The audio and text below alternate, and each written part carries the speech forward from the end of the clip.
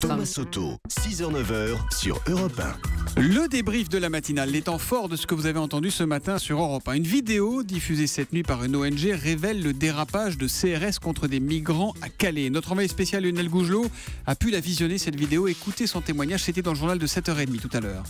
On y voit notamment des CRS extraire de force des migrants qui s'étaient cachés dans un poids lourd. L'un d'entre eux est poussé par-dessus la barrière de sécurité sur le talus de la Rocade. On entend des migrants protester contre ces violences.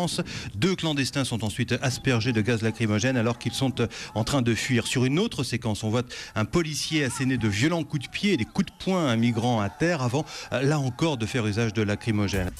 La France ne sait plus comment aider, entre guillemets, ces migrants. Pour l'ancien ambassadeur Jean-Christophe Rufin, nous payons là les conséquences du Bernard-Henri Lévisme. Il l'écrit dans une tribune à l'hebdomadaire Le 1.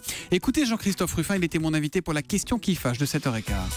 C'est une diplomatie qui était basée jusqu'à présent sur une vision très morale et très simpliste finalement, qui consistait à dire, en général, quand il y a un problème, il y a un dictateur, donc il y a un bon, un méchant, et puis si on tape sur le méchant, on résout le problème. C'est-à-dire qu'on pense qu'en dégommant le dictateur, tout est réglé. Quand on prend la responsabilité d'abattre un régime et de désorganiser un État, il faut savoir par quoi on le remplace, parce que sinon, on n'améliore pas les choses.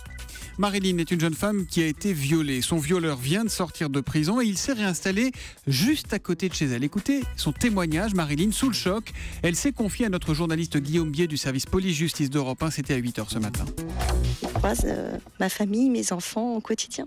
Le bus de mon fils le dépose devant chez lui. Comment la justice aujourd'hui peut autoriser des choses comme ça? Pour moi, je trouve ça inadmissible, impensable. Je vis dans la crainte et dans la peur.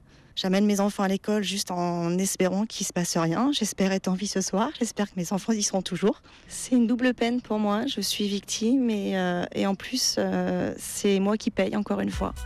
Les opérateurs téléphoniques publient cette semaine leurs résultats. On vous en parlait dans le journal de 7h30 tout à l'heure. Voilà un sujet qui vous intéresse beaucoup. On a notamment une question de Vladimir qui nous écrit sur europe1.fr et qui nous demande si avec des forfaits et des prix aussi bas, les opérateurs historiques vont pouvoir tous survivre.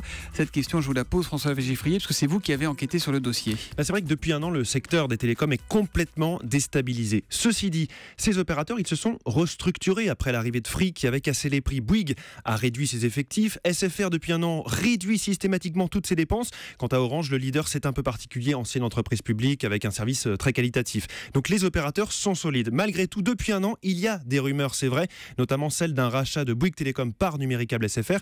Si ça arrivait, les prix risqueraient de remonter, mais pour l'instant, selon nos informations, rien n'est sur la table. François Giffrier du service économique d'Europe 1. Si vous souhaitez vous aussi nous poser vos questions, tous les matins, c'est très simple.